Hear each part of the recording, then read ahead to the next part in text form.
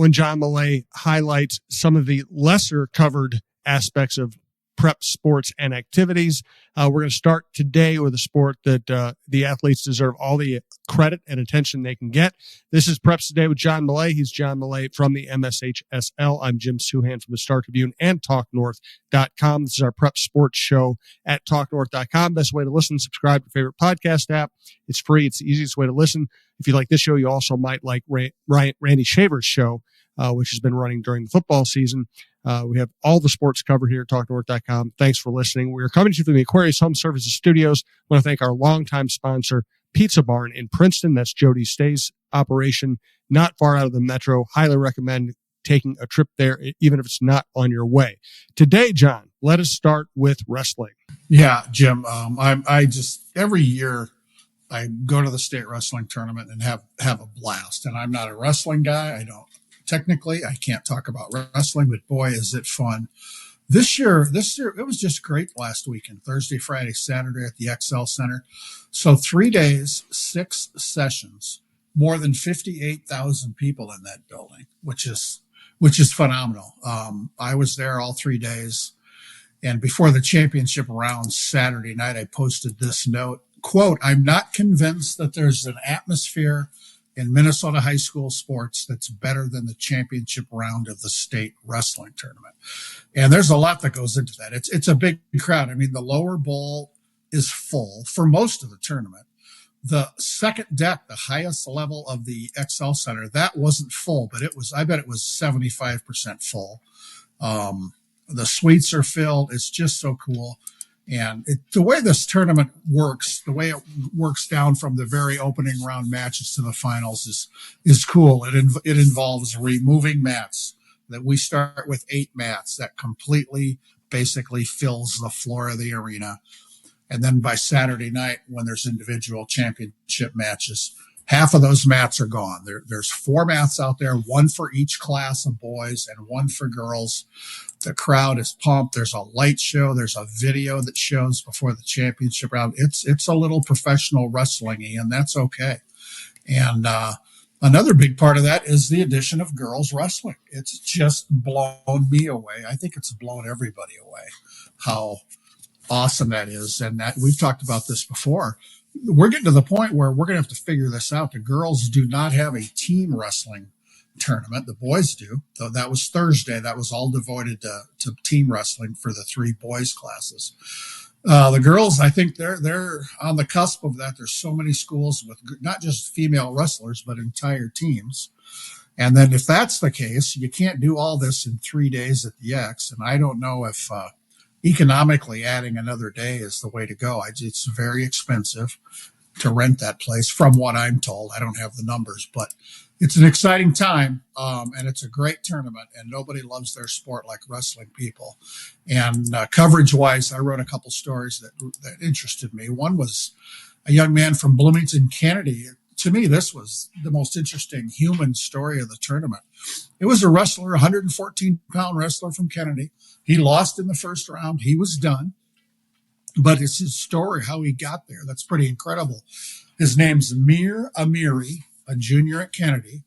He and his family are refugees from Afghanistan. He arrived in Minnesota last summer, started school at Kennedy, went out for the wrestling team. He's wrestled since he was a kid in Afghanistan, and he's having the time of his life. I sat down at school a couple of days before the tournament with him and his coach. And Mir's dad was employed by the U.S. government in Afghanistan, and when we pulled out of there in 2021, people who follow these things know the story. The Taliban said, we're going to kill everybody who worked for the Americans. So Mir's mom and dad, 5 kids in the family, they booked it out of Afghanistan.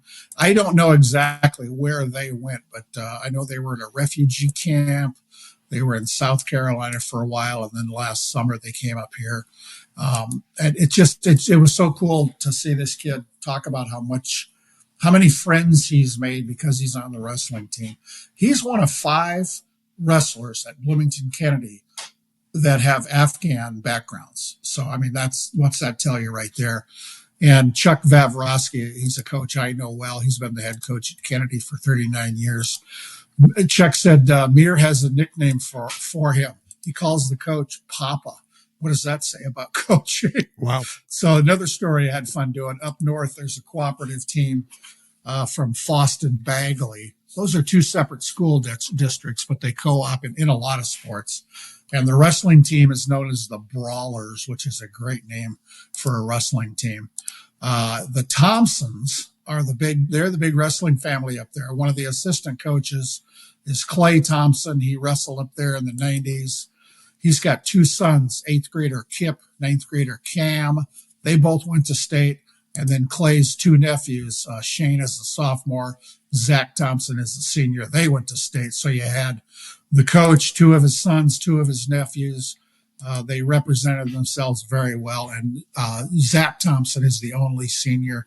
They're all looking forward to getting back to state in the years to come. And if anybody wants to read about Miri, a very non-Minnesota story, how it began, and the Thompsons, a very Minnesota story, go to MSHSL.org, find John's journal, and you can see those stories and photos of everybody. Fantastic. I love that stuff. All right, let's get to this week's action. Yeah, here we go. 3 state tournaments this week, Jim, and a blizzard coming in. This is Minnesota 101 here. Yeah, it's going to get busy. It's going to be hectic. Last week, the wrestling tournament had center stage all by itself. It was the only tournament. Now we get boys state hockey at the X, boys swimming and diving at the U of M, and adapted floor hockey. That state tournament will be at Coon Rapids High School. We all know about the hockey tournament. It's going to be fun, although we're talking here on Tuesday, the middle of the day, and it sounds like Tuesday night, Wednesday morning, we're going to have some serious snow. Let's hope everybody can get to the X. The teams are already going to be here. They have their banquet the night before. That's no problem. But in hockey, just briefly, the number 1 seeds are Hibbing Chisholm in Class A and Moorhead in 2A. That's a definite northern Minnesota flavor with Hibbing Chisholm and Moorhead, two just, tradition-rich hockey programs. The tournament starts Wednesday with the Class A quarterfinals, 2A quarterfinals Thursday, all 4 semifinal games Friday, and, of course, the championship games on Saturday. And I tell people, if you're only going to go to one session of the boys state hockey tournament, go Friday night for the 2A semifinals. That is when the place is really rocking. Championship games are fabulous, no doubt. You get the big celebration and all that.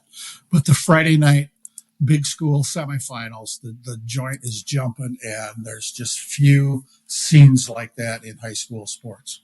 Good stuff. All right. Hey, ahead, we're going to thank a ref. We're going to get to the Pep Band Challenge and this week's MVT. Right now, we want to hear about, strangely, the news from Iowa. The news from Iowa.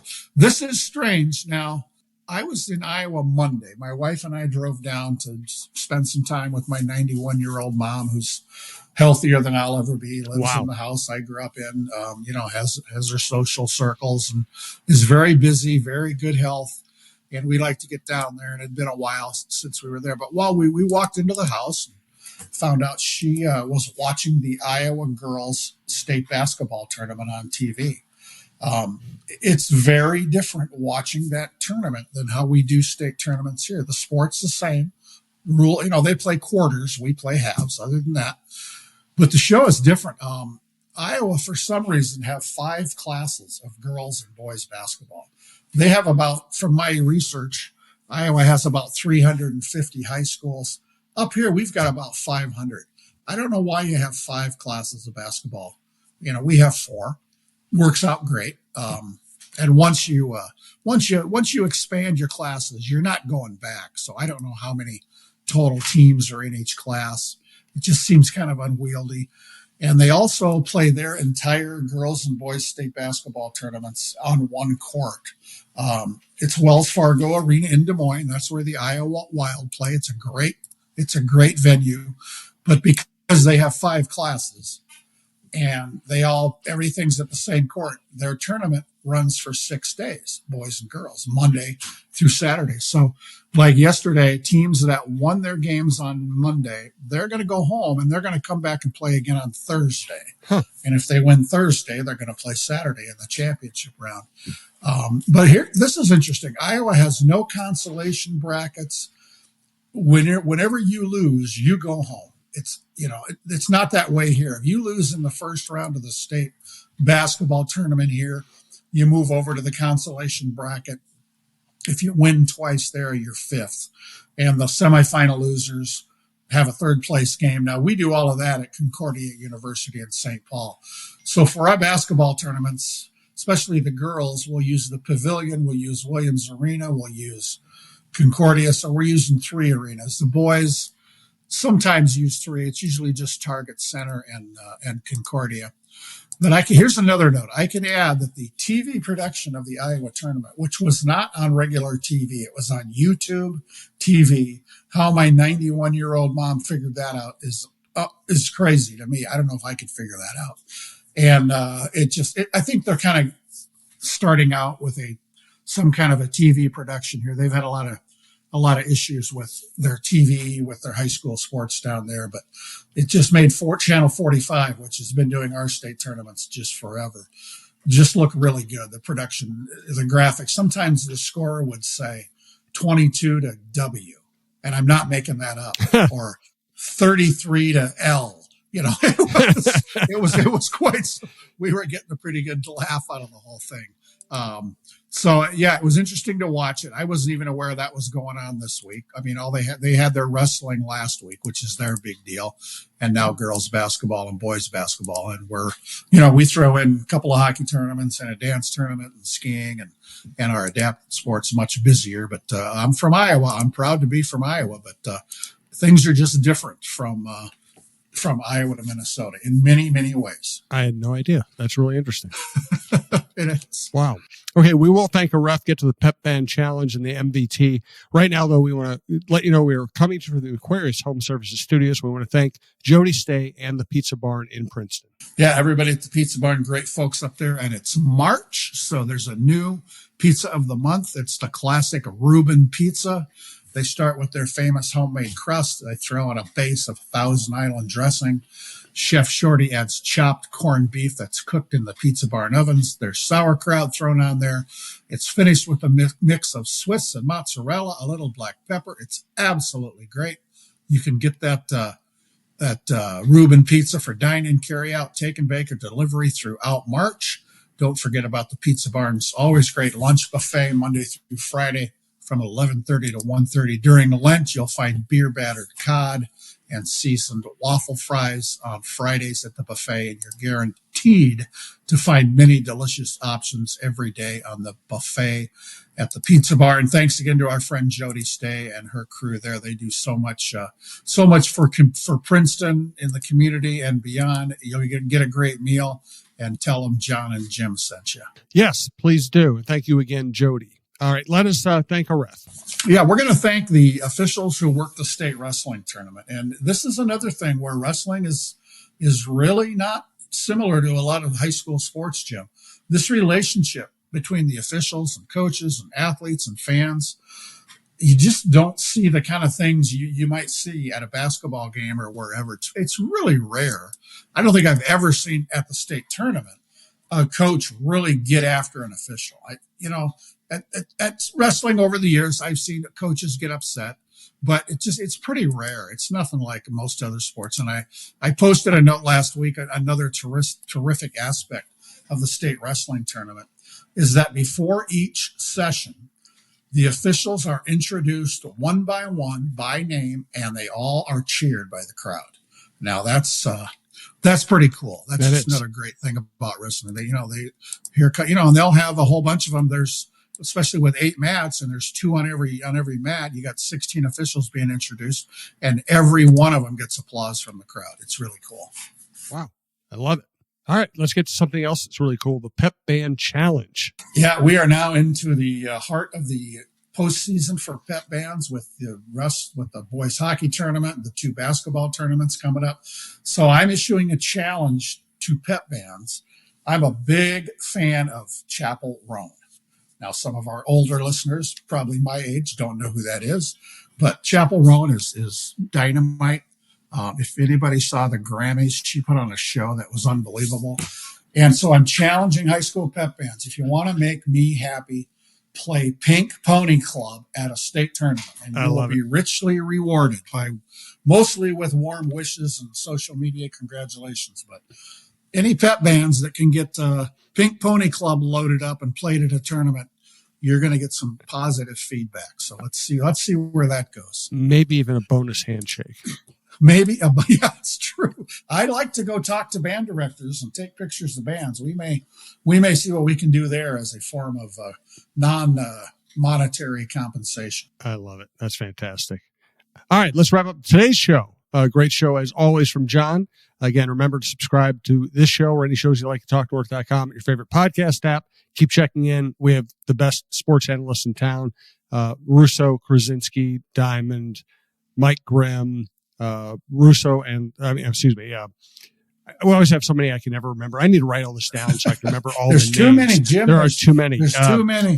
Don Mitchell, Randy Shaver, Kevin Gorg, Bar Down Beauties on hockey. Just check it all out. And with outdoor content as well. But for today, let's wrap up this show with most valuable teammate.